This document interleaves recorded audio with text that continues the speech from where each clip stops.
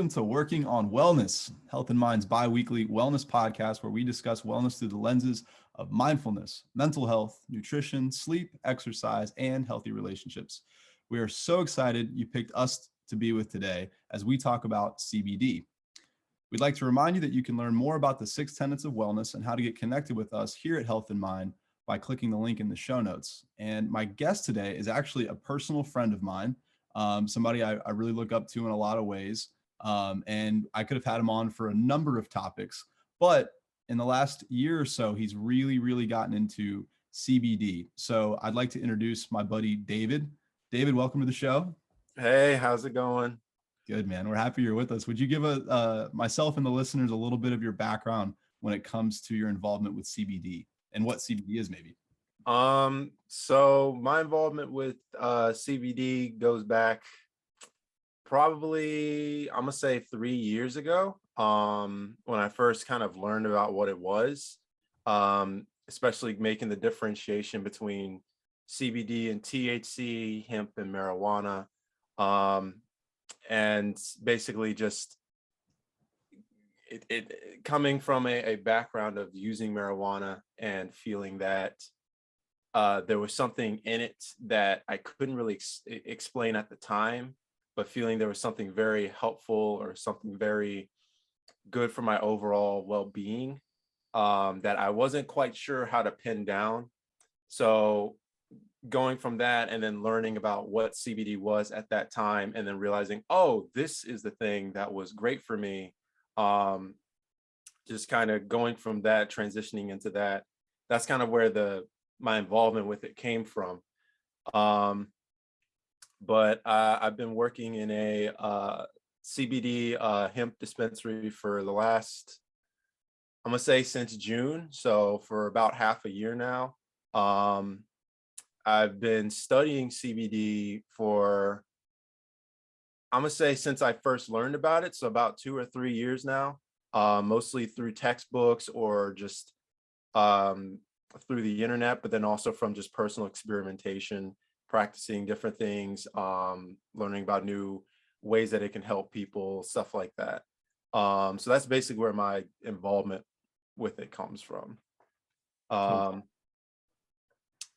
And yeah, I mean, so CBD basically stands for cannabidiol. It's one of, I think, at least 100, maybe even somewhere around 150 different cannabinoids that are found in the cannabis plant.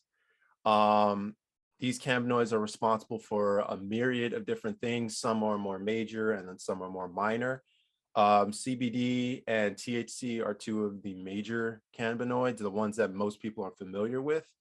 THC is basically the hallucinogen. So it's the compound that gets you high when you smoke marijuana or eat an edible with marijuana or something like that. And then CBD is more on in layman's terms, more on the medicinal side. So it carries a lot of the more medicinal properties such as antidepressant, anti-anxiety, anti-inflammation, things like that, primarily because it's a antipsychotic. So whereas THC basically, because it's a hallucinogen, it kind of brings you up and gives you that head buzz or however you experience that high. CBD brings it down and makes you feel relaxed or takes away the anxiety or the pain or the insomnia that people might be feeling. So that's basically the differentiation between those two. With cannabis, I mean, you've got the cannabis plant, which is just the basic, like, it's just cannabis is what it is. And then you've got, from that, it stems into marijuana and hemp. Marijuana is in most regards high in THC, low in CBD, or moderate in CBD, whereas hemp is high in CBD and then low in THC or moderate in THC. So it's really comes down to a ratio thing of, if it's high CBD, it's more than likely hemp. If it's high THC, it's more than likely marijuana.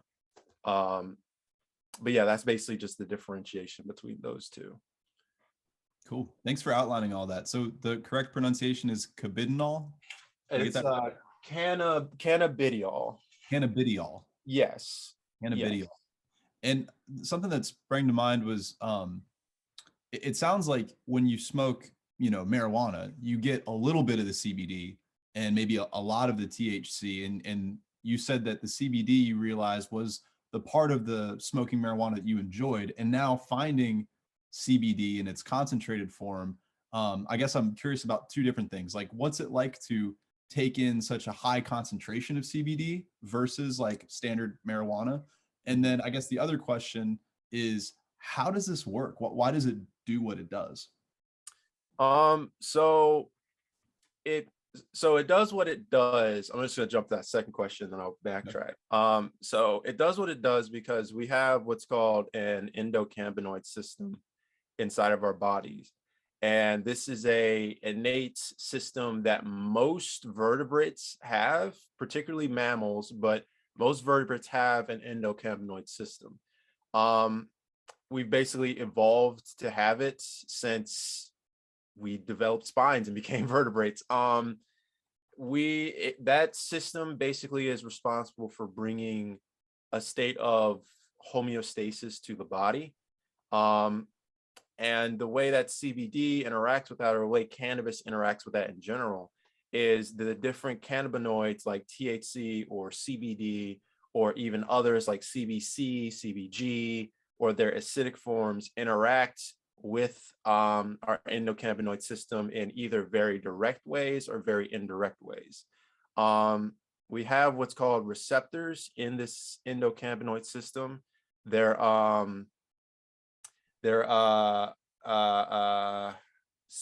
and C2. I might be misspeaking, but they're basically two types of receptors that are in different parts of our bodies that interact with our endocannabinoid system. And these receptors basically get that endocannabinoid system to modulate other systems in our body.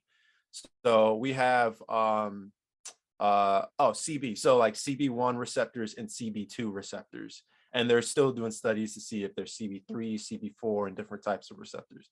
But basically this endocannabinoid system, because it's evolved in our bodies, it basically knows how to keep our bodies functioning on a optimum level, or at least on a state that we're in a state of homeostasis. So this system knows when there is something wrong with our body and how to bring it back to where it needs to be. For example, this system is responsible for modulating the immune system. And because it's an innate system inside of us, because it knows basically what cells need to be where, how the body needs to function, it can recognize a cancer cell, because a cancer cell is basically just a cell pretending to be another cell and then spreading and then causing a ruckus. So this endocannabinoid system knows, hey, this cell doesn't need to be here. This isn't normal. And so it can go out of its way to actively find that and attack it, or get the immune system to find it and attack it. Or modulating neuropathical issues that might deal with emotions or deal with things like depression or anxiety, being able to recognize, hey, the brain is not creating enough serotonin or dopamine that it needs to function. This endocannabinoid system is basically going to modulate those systems and get the brain to create these chemicals on its own without necessarily putting those chemicals into it. If that makes sense. I may not have explained that very well. I mean, no, it makes sense. I think it's just really incredible to hear all of that. It almost sounds unbelievable. Yeah, it sounds very unbelievable.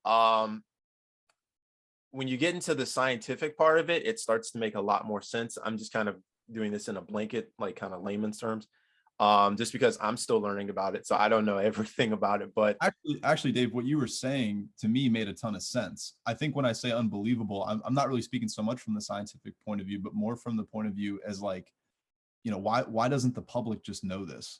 Like, this sounds like incredible information for people to know about, because it basically, how you described it sounds like not a cure-all, but it would help people in so many different ways to use this. It definitely would.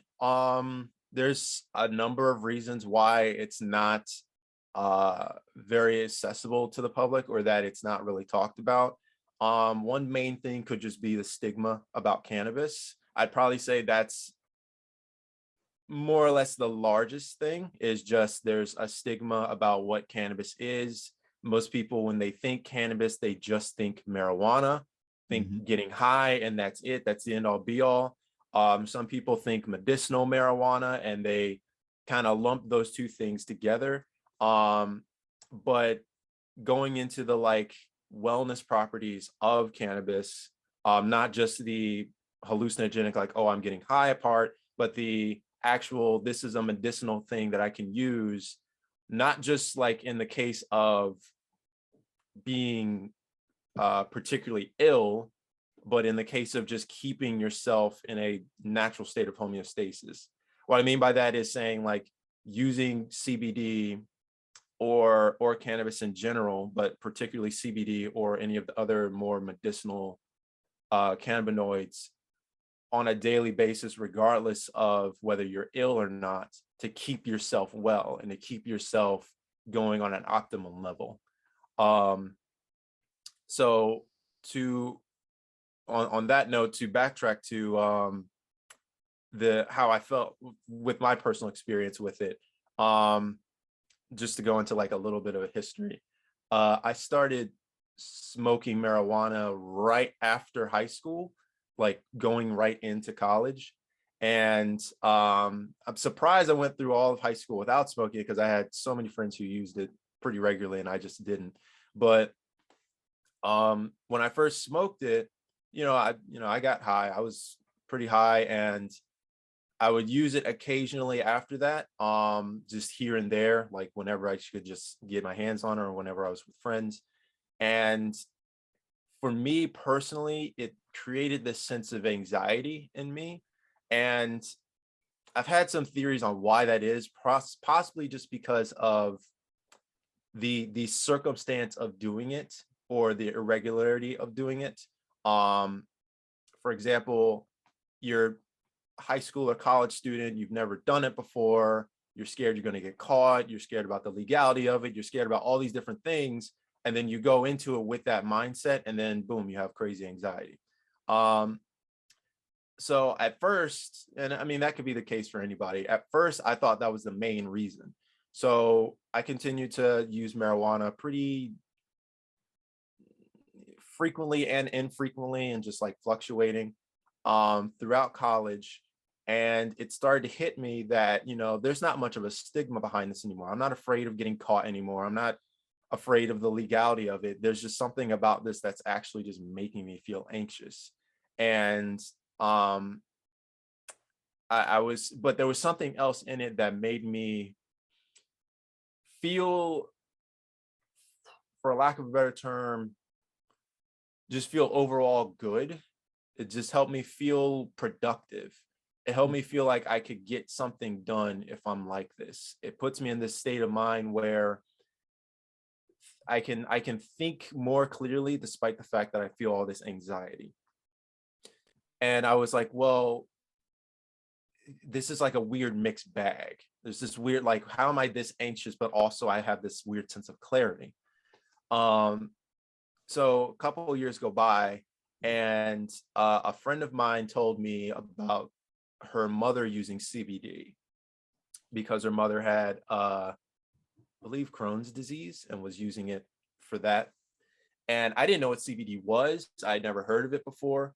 Um, and I immediately started looking into it and didn't realize it was legal in Virginia. You could just go get CBD. Um, so then I started using capsules, and like taking CBD capsules. And then eventually I found out about the place that I currently work at, Cultivate Wellness, shameless plug. And I found out that there were a myriad of ways that you could use this. And I remember when I first started using CBD, there was no high. So there was no anxiety. If anything, any anxiety that I had prior just, it just melted away. Like I just had none anymore. And that allowed me to tackle other issues I was dealing with in terms of like my mental health, like depression, things like that, helping me with sleep, helping me sleep better at night, have a more peaceful sleep at night. Um, and then it helped me, because my anxiety was gone, I was able to do more productive things without feeling the anxious freeze. That's the only way I can describe it, where you're too anxious to get up to do something, so you just don't do it, and then you feel bad, and then you slip into depression because you're not getting anything done. So long story short, I basically felt this clarity with marijuana that was getting distracted by all the anxiety and the like fuzzy, foggy mindedness of being high. Found that clarity in CBD without any of the fuzziness, without any of the fogginess. And because of that, it allowed me to do things that help pull me into a better position with like my mental health, with a ton of different things, with exercise, with being able to just relax, just a myriad of things. Yeah. Wow. Thanks for giving the history on it and talking about, I don't know, the differences. And it was cool to hear that, especially because, you know, us being friends, we've taken CBD together and had conversations after taking CBD. And it's like, it's really, to me, it's akin almost to like nicotine as far as the relaxation that you get from like smoking a cigar. Um, that's what I think it's most similar like for me. Yeah, I mean, I'm trying to think of where would be best for us to go next, because I mean, that's a really great overview. You spoke a little bit about how it's helped your mental health personally and how it sort of takes away anxiety, and allows you to focus more. And then you talked about how that benefited your mental health. I can imagine mindfulness would be affected as well. And you talked briefly about exercise. Maybe we could go a little deeper into those specific elements of how CBD can help in those ways. Yeah, so one of the biggest things I noticed when I started using CBD was my attentiveness to my own body and my attentiveness to my own reactions to things. Um, I used to I used to be very into, not necessarily like bodybuilding, but like weightlifting. And um I was not very aware of the wear and tear that my body was experiencing because of the weightlifting regimen that I had. Um, I would go to the gym at like late at night, and like 11 o'clock or 9 or 10 o'clock, and work out to like 2 in the morning. And because of however I felt at that time, I couldn't recognize issues that my body was going through. When I started using CBD, I specifically noticed my exercise regimen and my attitude towards exercise changed pretty significantly. Hmm. Things that were that like painful things that I was kind of ignoring, they became more pronounced, but not in a negative way. I was just more aware of what my body was doing and how to correct myself in order to get the best out of whatever kind of workout I was doing. So for instance, let's say before I started using CBD, I would do squats, right? And I would just put plates on the bar and just do squats. And my knee would click, and my knee would a lot. And I would just ignore it because I'm like, well, I got to get this weight up. So whatever, I'll just get over it.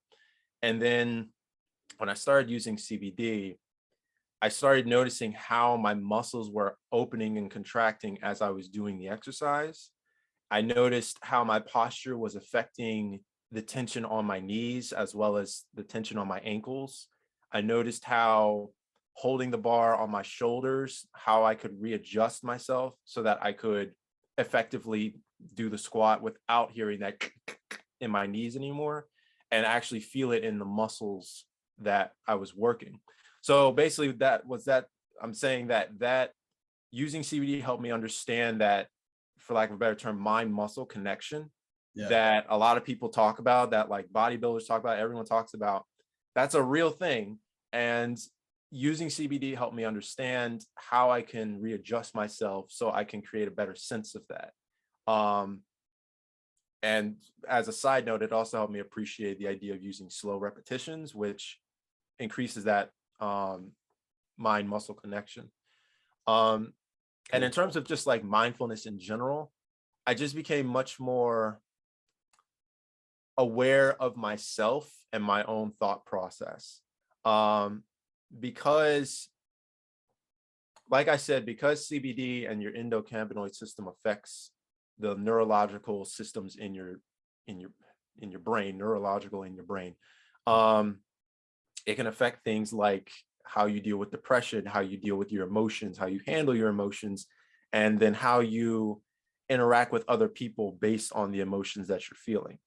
I definitely, before using CBD, would have periods of just,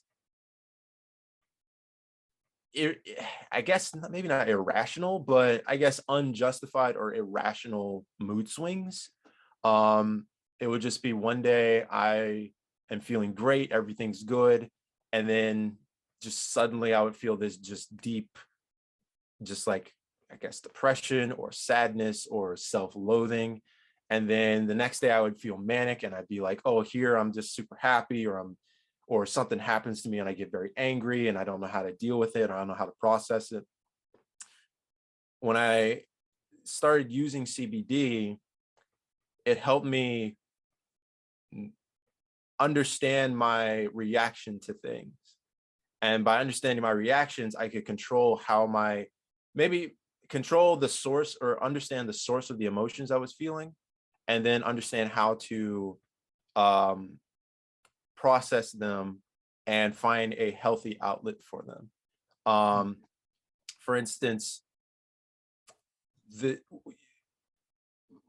like when we talk, the times we've used CBD and we've talked and just kind of chit chatted, when you're on it, when you use it, especially like when you're in a group with people or you're talking to somebody, whatever social anxiety you might be feeling, even if it's with a close friend, because everyone feels something even when they're with their close friend, it diminishes and you can start to really open up about things. You can really start to process how you're feeling about things. You can also think of things in a different perspective.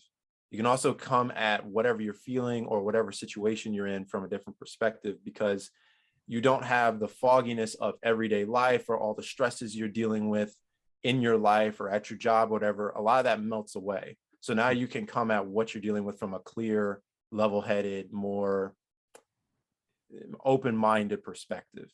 I think I can add to that. It's just kind of number one, say that like I agree when I'm with people and I've smoked CBD or drink the tea of CBD, because there's a lot of different ways. That might be something to talk about as well, the different ways you can take CBD. I just wanted to echo what you're saying. Like it seems to me like it's more of a mindfulness in the body that allows for you to be relaxed enough or in tune enough with yourself for that all of these other benefits you're talking about to come next. So you ingest the CBD, your body is having its endocannabinoid system turned on and things are starting to connect. And because of that, you might be aware of, well, I got some energy in my shoulder. Maybe I need to relax that. But you also have the mind clarity of calming down. And so now you can have an emotion and think, okay, well, what's this coming from, rather than reacting. So it sounds to me like if we had to pick one of the tenets of wellness that this fits mostly into, it's as if it starts with mindfulness maybe. And then as a result of how much it affects mindfulness, all of these other areas are benefited as well. Definitely, yes. I would definitely say that in terms of that, it's definitely a chain reaction. Because you're becoming more mindful, because you can relax and you can dive down into more what you're feeling in the moment and feel it on a more profound level. It can affect other things too, like helping you with sleep or your insomnia, because you're relaxed, because whatever anxiety is keeping you up at night, now that's going away, or you can become more aware of what's causing it. So then you can, I don't know, put down the phone or stop watching the news late at night or whatever, and just go to sleep. Relationships, even if it's a positive or negative relationship or a circumstance you're going through, because you can be more mindful of yourself and be more relaxed and calm down from whatever that situation is, you can look at it from a more,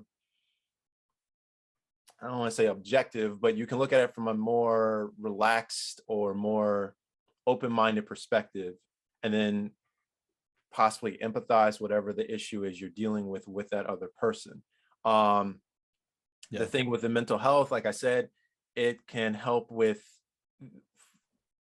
different aspects of mental health, such as for me, which was depression, mainly in the sense that because I became more mindful of how my reactions were and understanding that, hey, the main thing that's causing me to be depressed is anxiety, which is preventing me from doing things to be more productive or better myself, which in turn makes me feel depressed. Because that anxiety is now eliminated, I can do the things I need to do, be more productive, be more aware of what I've have that clarity, which makes me do things that make me feel less depressed. So a myriad of those different things, even with like nutrition, it can help with staving off cravings for unhealthy foods like sugar. Like for instance, I love sugar. I know you love sugar. So everyone loves sugar, but being able to calm down in the face of something that's like not necessarily healthy for you, but you see it, you want it, but you have your endocannabinoid system working, so you're not so anxious about getting it, and you can just calm down and not go after it, if that makes sense. It does. So about this endocannabinoid system, I kind of have like three questions that are more for the listeners than for me necessarily, because I already know CBD is for me. I've enjoyed using it. It's worked for me. But you're more of an expert. So I want to ask you, is CBD for everybody, or does it just kind of work for some people? I personally would say it's for everyone. Everyone can use CBD. The thing is, everyone has an endocannabinoid system. Everyone, Okay. every single human being, every single, I don't want to say every single mammal, most mammals, pretty much most vertebrates have one. Some people respond to it differently than others, in the sense that some people are more sensitive to it than other people are.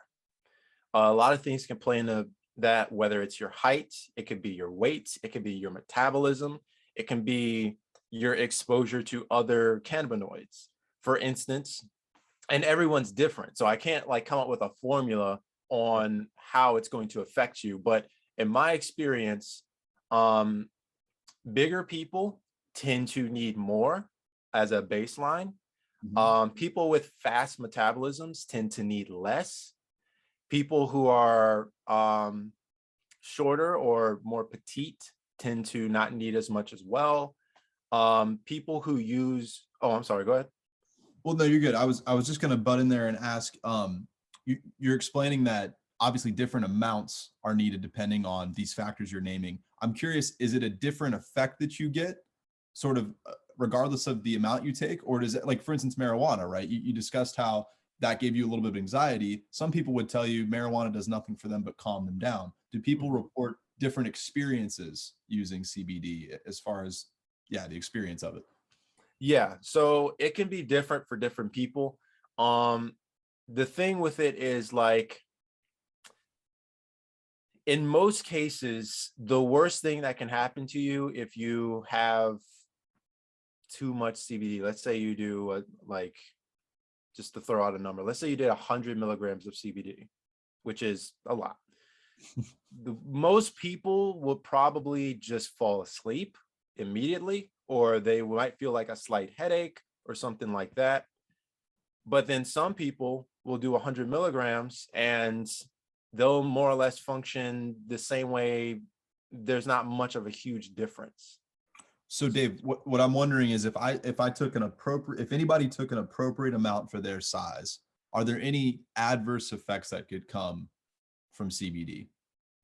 No, the worst effect that could happen to you in I'm gonna say 9 out of 10 cases is sedation.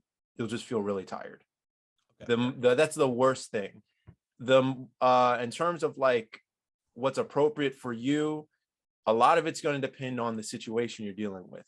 So what's appropriate for you, there's two factors. There's what's appropriate for you based on your physique or your constitution. Then there's what's appropriate for you based on the ailment you're dealing with or what circumstance you're dealing with. So in terms of that, what I'm saying is like what I would take for anxiety, right? I'm 6'2", about 180 something pounds, about 82 pounds. Nice. Good deal. What I would take for anxiety might be about 30 milligrams, right? 30 milligrams. But if I was taking it for pain, I would take about 50 or 60 milligrams. If I was taking it because I was severely sick, I might take anywhere about 80 to 90 milligrams. Or if I was recovering from a severe injury, I might take 80 or 90 milligrams. So that's where like the milligram debacle comes into and the method of taking it comes into. But to basically answer your question,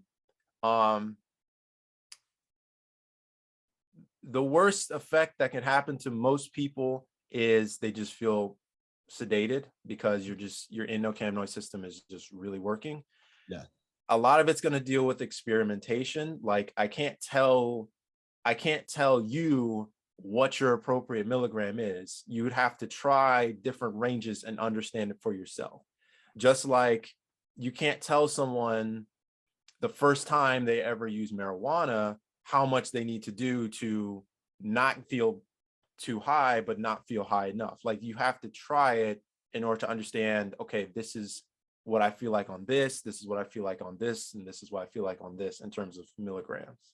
But the difference between marijuana and CBD is that the CBD effects are homogeneous. It just depends on how much you take. Whereas with marijuana, it seems to me as if people report all kinds of different effects for them. And some people have really adverse reactions and some people don't. It sounds like you're saying CBD is a different ball game altogether. It's, the worst you're going to get is a headache from taking a ton of it, but more than likely you're going to get the effects that we've already discussed. And I think the worst you said was the headache or the stagnation in the sleep. I want to pivot a little bit, if that's all right, to the ways in which someone can take CBD, because I understand there's a lot of ways to do that. There are a lot of ways. So far we've mentioned smoking. So the different ways you use CBD are going to affect the bioavailability and the onset. So bioavailability just means like how much is your body actually using and how much of it is just being processed through your liver or is being excreted out in like when you use the restroom. And then the onset is just how fast is it going to kick in. So the fastest way to get CBD in your system and get the most bioavailability of it is suppository. The second fastest way to get it into your system is probably through a tincture. So what's a tincture? So a tincture is basically a lozenge. So it's usually, in most cases, it's CBD oil that you would drop under your tongue and let sit under your tongue for roughly 10 to 15 seconds, possibly 20, depending on how strong it is. And then it just absorbs through the glands underneath your tongue, goes into your bloodstream, bypasses your digestion, and it just stays in your system because it's just circulating in your body now.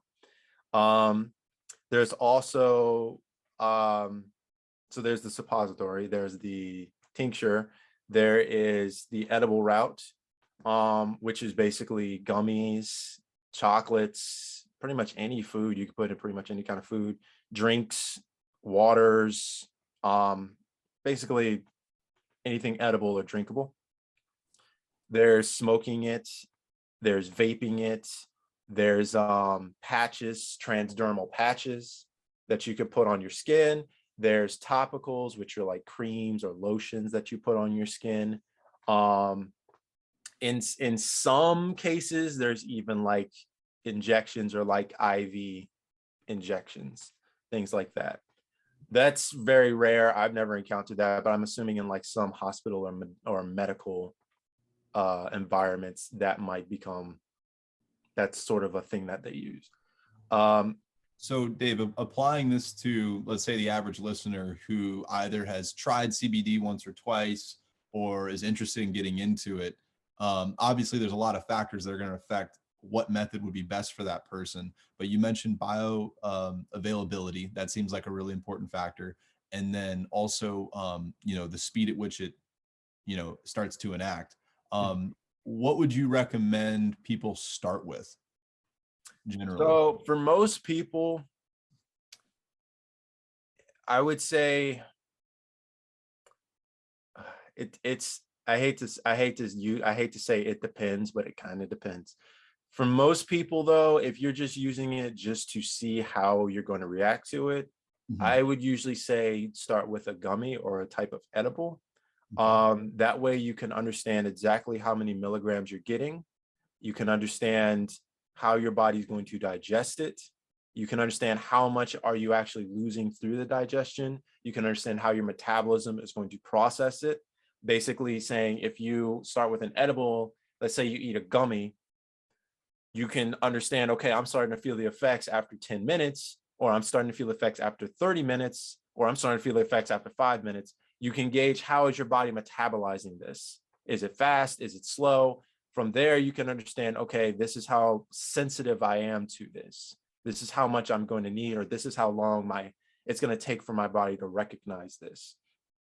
So in terms of the first time using it, I usually would recommend people try an edible.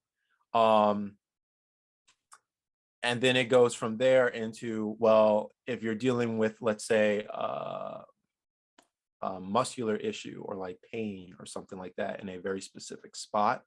So let's say you've got shoulder pain or like elbow pain or knee pain, then you can try a topical. So like a cream or a balm you put on that specific area, seeps through the skin, gets into the bloodstream and goes from there. Or a patch or a transdermal patch, you could try that.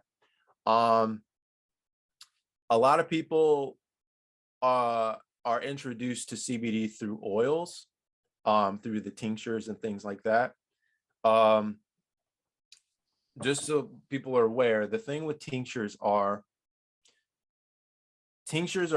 essentially meant to be used on a regular basis to keep your endocannabinoid system working on a pretty frequent level. A lot of people come into the place I work and they're like, oh, I tried the tincture and it didn't do anything for me. Or, oh, I did it for like a couple days and it just wasn't doing much. Or I noticed a small effect, but not much. A lot of it's going to depend on milligrams, how strong it is. If you're getting a very high concentration, like 50 milligrams or 30 milligrams or something like that, then you'll probably feel it the first time or at least the second time. But if you're going into the low doses, like 8 milligrams, 16 milligrams, possibly even 25 milligrams, well, 25 is like the average, but like under 25, you're probably not going to feel much, especially if you're only doing it once or twice. So the thing with the tinctures is you do it every day over the course of a week, 2 weeks, 3 weeks. It keeps that system running. It stays in your body so that the ailment or the issue you're dealing with subsides over time and it stays out of your system longer. So this is where the onset thing comes into play. Smoking has the fastest onset. When you smoke CBD, just like when you smoke marijuana, you feel it immediately. Like within 10 seconds, you're going to feel it. But it's going to come out of your system after about an hour or 2 hours or something like that. The edible, like I said, can kick in 10 minutes, 20 minutes, just depending on how fast you metabolize it. The tincture can kick in pretty quickly after like maybe, oh, go ahead. Yeah, I really liked how you just talked about how the smoking one is immediate and then lasts for like an hour to 2 hours. If you know, I would love to know that information for all of them. So you said the gummies can take like, what was it, like 15 minutes or 10, 15 minutes? How long would they last once you? So they would last, a gummy can last, it's going to depend on the concentration. A high concentration could last anywhere up to like 4 to 6 hours. And it also depends on how excuse me. It also depends on how your body metabolizes it. I have people with a fast metabolism are going to run through it pretty quickly because their body's using it super quickly and then it's out. So people with a slower metabolism is probably going to stay in your system a bit longer. Also, the amount of milligrams you do is going to affect that too. If you're doing a very high dose, it's going to stay in your body for a pretty long period of time. If you're doing a low dose, it's not going to stay in there super long. So then the tinctures can last, kicks in, I think I said kicks in around 10 minutes, 5 minutes, because it's going straight into your bloodstream. It can last anywhere from 6 to 8 hours. So it can last a whole day. It can last even longer if you're doing it on a regular basis, because now it's just circulating through your body perpetually. The topicals, like putting a cream or a lotion or a transdermal patch, probably kick in after about 10 minutes or so. And the lotion or the cream will probably last for as long as I'm gonna say 6 hours, possibly 4 to 6 hours. The patch, if you get any type of a good patch, those can last days sometimes. So that can last anywhere from 24 to possibly 36 hours, just depending on the type of patch you get and how powerful it is, or just how much CBD is actually in it. Let me think of the other methods. You can skip the suppository. I was thinking that too. I was like, yeah, so that's just basically most of the typical methods. That's how the like bioavailability and onset is. It really just kind of takes a little bit of experimentation and also just understanding, do you want immediate relief? Do you want it like super fast? Or do you want something that's going to stay in your system and just keep you on that state of homeostasis for a long period of time, versus do you want like quick relief right now? And there's nothing wrong with doing both. There's plenty of people who do a tincture and do the edibles as needed. I've got a question forming, and it's pretty inarticulate, but I'm going to try to throw it out there. I think about eating broccoli. I think about exercise. I think about getting good sleep. I think about meditation.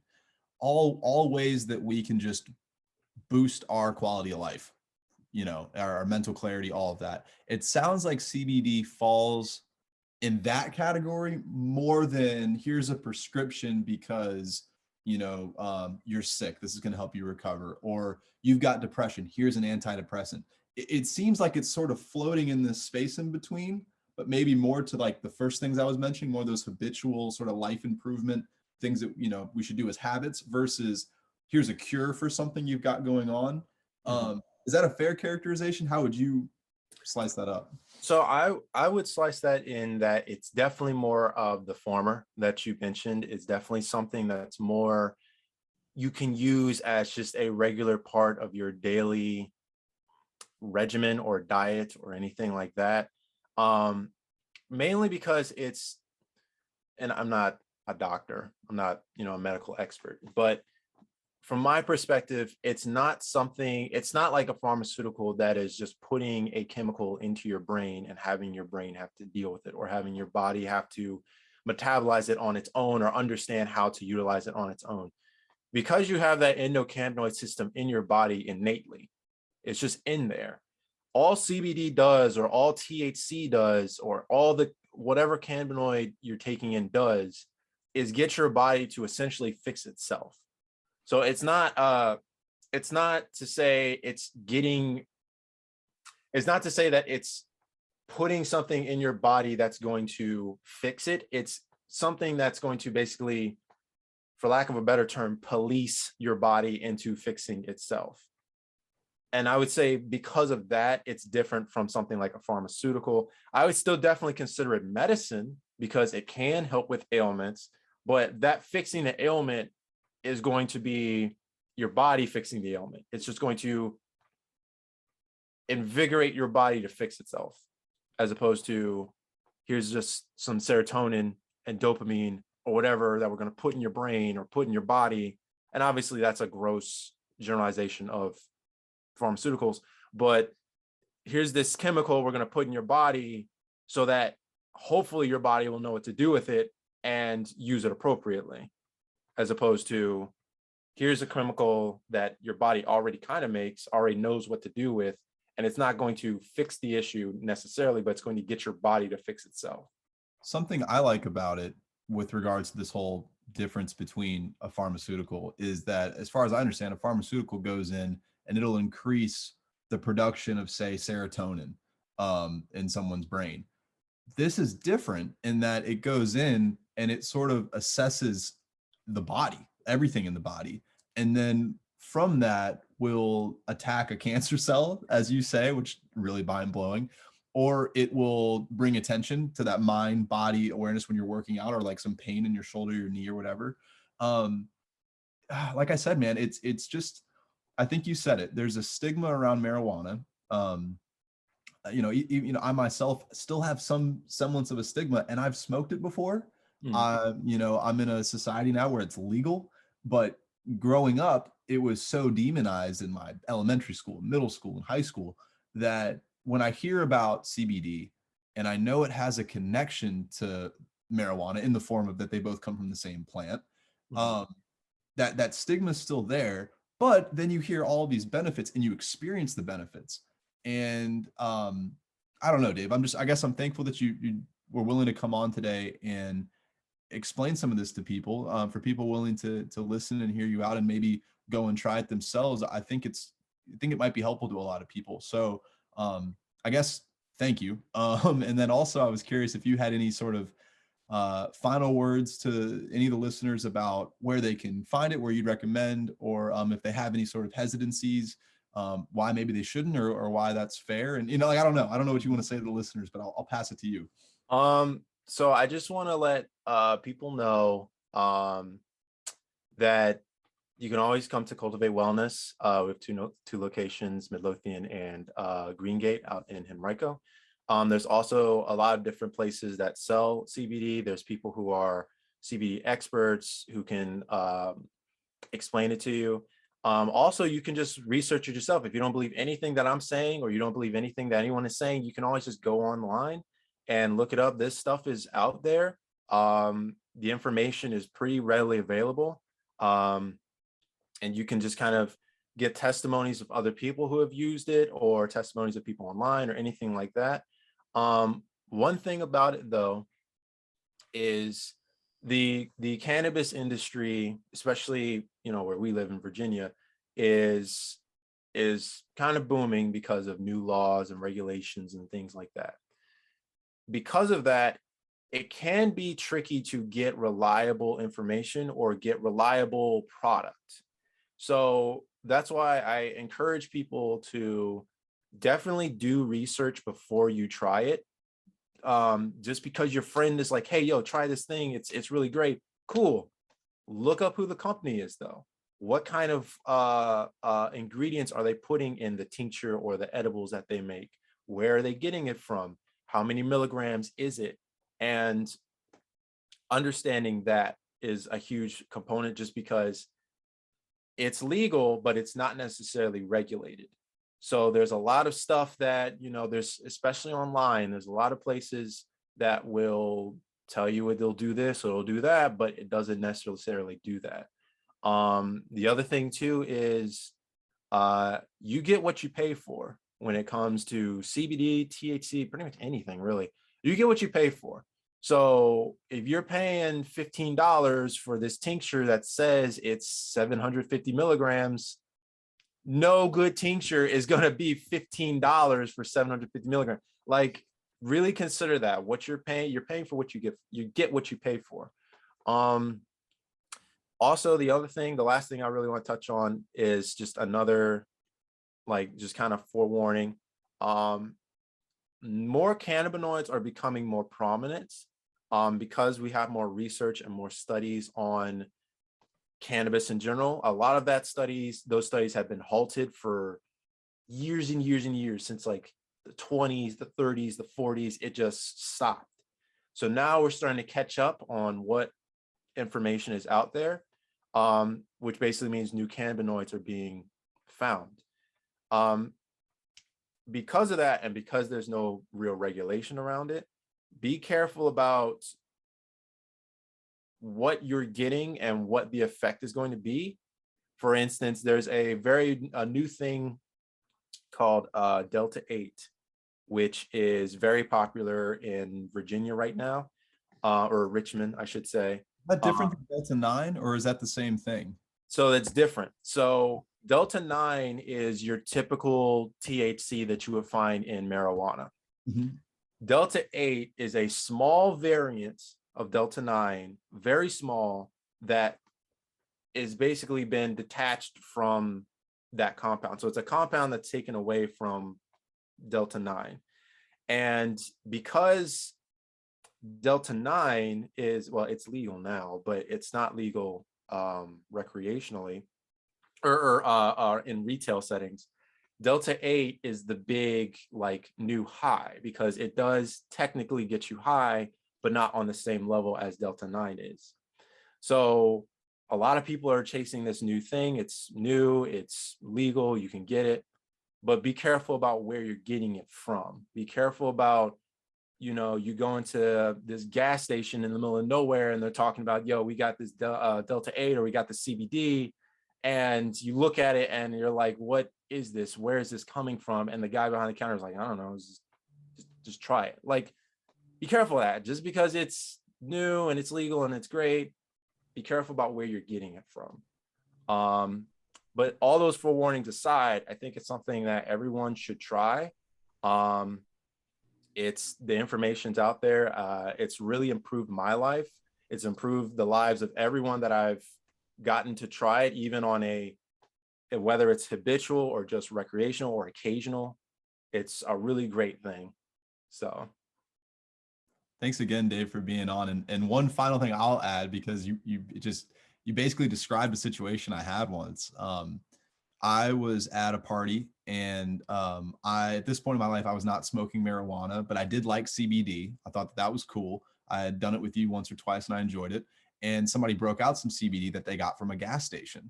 And I didn't know it was from a gas station until we smoked it. Took a puff of it. My palms immediately started sweating. My heart started racing. Worse anxiety than I've ever had from marijuana. I just couldn't believe how I felt. It was awful, awful, awful. Luckily, it didn't last super long. I took one puff and I could feel it, and I was like, I'm done with that. But yeah, I asked, I was like, where'd you get this? And he's like, oh, I got it at a gas station for, you know, whatever it was.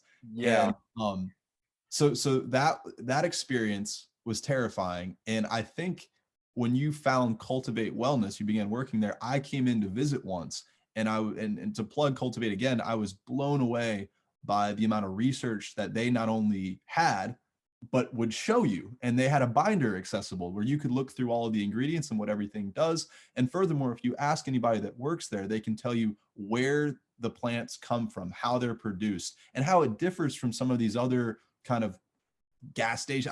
We keep picking on gas stations, but that seems to be where you can find it. Maybe convenience stores. I don't know where else they sell it, but Cultivate Wellness is a place where the people there are there because they love the product. They believe in it, and they're there to help you get the best out of it. So Cultivate Wellness is the place Dave works. 2 locations, as he mentioned. Another thing about Dave, he's an artist. If you're getting a clip of this video podcast, you might see some art behind Dave. He's done artwork for me. He's done artwork for other friends. He's got his own Instagram. You can follow Art by Dave 93 on Instagram to check him out. David, thanks again for being on, and thank you, WOW community, for following us. You can follow us on Spotify or Google Podcasts for more episodes.